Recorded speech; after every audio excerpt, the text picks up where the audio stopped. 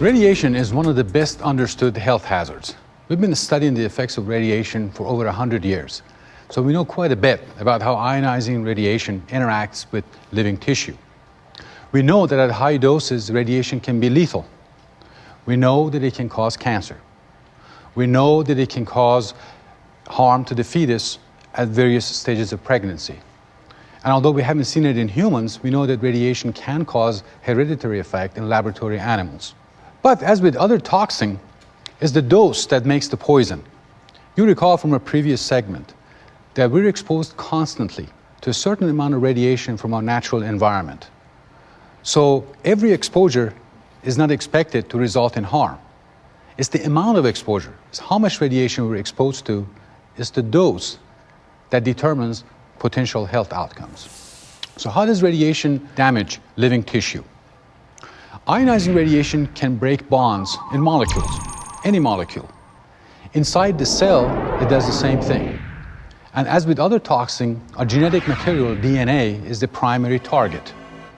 And radiation can damage DNA directly by interacting with the molecule or indirectly. And that means we have plenty of water molecules in our cells. So radiation will interact with water, break down our water molecules, produce free radicals, and then free radicals will damage our DNA. That's an indirect method. But that's how ionizing radiation can damage our cells.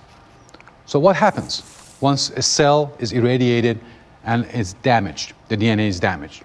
Well, it can repair itself faithfully to how it was before the damage, so the cell is repaired and there's normal function, and the cell would go on. Another thing that can happen is that it could misrepair, repair it incorrectly, so the cell becomes an altered cell.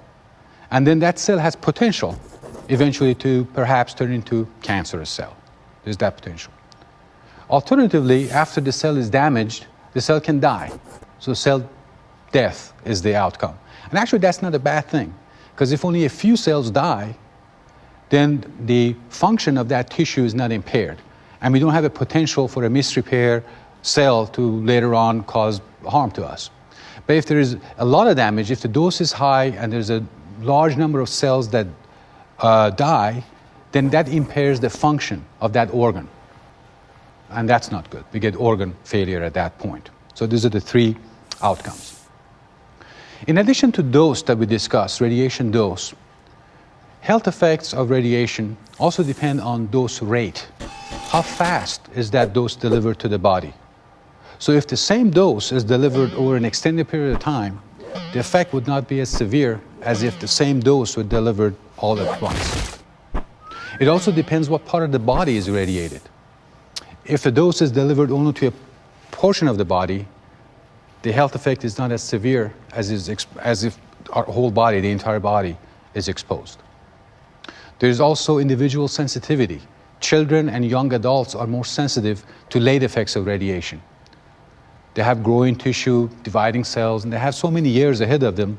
The lifespan ahead of them is long enough to allow for any potential cancer to develop later in life. So children and young adults are more sensitive to that. Also, among individuals of the same age, there's variation in individual sensitivity to radiation. Now, to get a general feel for the range of health effects that we might observe from a very high dose of radiation to a very low dose of radiation, let's consider three situations. If the dose of radiation is high, it's delivered to the whole body, and is given in a short amount of time, the potential likely outcome is death. The individual would die. That death can occur within a few days. If the dose is really high, it could happen within a few hours even. And it could take several weeks after a period of severe illness that includes internal bleeding and infections. Now, if the dose is moderate, individual would develop radiation sickness. The symptoms will appear, but that individual has a good chance to survive. And the chance of survival is better if prompt medical care is provided to the individual. For those who survive this moderate dose of radiation, there will be a higher than expected risk of cancer later in life. So their risk of cancer would be higher than what we expect from average person. If the dose of radiation is low, there will be no radiation sickness, there will be no immediate health effects, no symptoms, And likely there will be no observable health effect later in life either.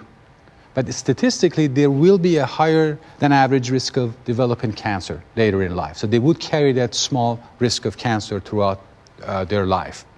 If the dose is really, really low, then that small increase in risk of cancer is so low that we can't measure it, we can't even estimate it. So for all practical purposes, that risk is non-existent at that point. So regarding potential health effects of radiation, remember, it's all about dose, which needs to be evaluated in context. On this chart, you will see typical doses from common exposures, including air travel, chest X-ray, or CT scan, compared to what we get from our natural background on an annual basis. You also see the 50% survival dose. That's a dose that would give us 50% chance of survival. The person will have a 50% chance of surviving radiation sickness, and that dose is 4,000 millisieverts. That's equivalent to getting 400 CT scans back to back, or 1,300 years of natural background radiation in one sitting. Now, I know these dose numbers can still be a little abstract, so let me show you in a different way what these doses would look like. Instead of millisieverts, you just use pinto beams as a unit of radiation. Just for those of you who like radiation units, and I do too, but for this, I'm going to equate one pinto beam to 10 microsieverts, or 1 milliram. So a pinto beam is 10 microsieverts, or 1 milliram, but I'm not going to talk about dose anymore. I want to talk about pinto beams. Remember from previous segments, we get exposed to a certain amount of radiation from our natural background every year, and so on. That equals to 300 pinto beams, and I put it in this jar. So it's third full. This is the amount of radiation we receive from our natural environment on average every year. And remember that this dose we get it on a daily basis, so the rate is equal to about 1 pinto beam a day is what we get just from our natural environment. So in one of these days, you need to get a CT scan. And when you do, what you're going to receive is about this many pinto beans, about 1,000 pinto beans, CT, abdominal CT, let's say. So this is about 3 times this. So it's 3 years worth of getting natural background radiation in one CT. And remember, you get a benefit from this. So don't forget that you receive a benefit from this dose. So let's not overlook that part. If you have to get a second test, of course you get a second one, and so on. But this is part of our daily lives. This is what we do and what we get every day. So at what point are we going to see any effect that we can observe clinical, in a person that receives radiation or pinto beams? Okay, so this is the amount here. This is how many pinto beans we need to start seeing something in a person. The person who receives this many pinto beans still would not show radiation sickness, would not have any symptoms, would not feel any different. But if we took a blood sample from this person, we're going to see decreased levels of lymphocytes and platelets in this person. And that would be temporary. The person would recover on their own without any medication and would not know the difference. But there will be a temporary drop in blood counts. Now, this person will have a higher risk of cancer developing later in life. They will carry that risk with them. There will be a slight increase in cancer risk for this person, but there will be no clinical manifestation that can be observed.